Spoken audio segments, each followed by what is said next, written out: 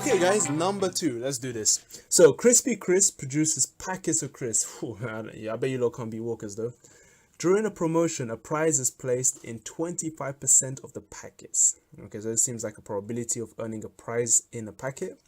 No more than one prize is placed in any packet. Now a box contains 6 packets of crisps. Okay, sounds good so far.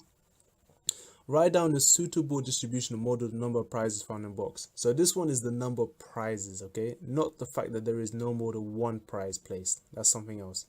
So the suitable distribution we can say is, of course, is a binomial. Why? Because first things first, we have a box that contains 6 packets. So we have the sample size.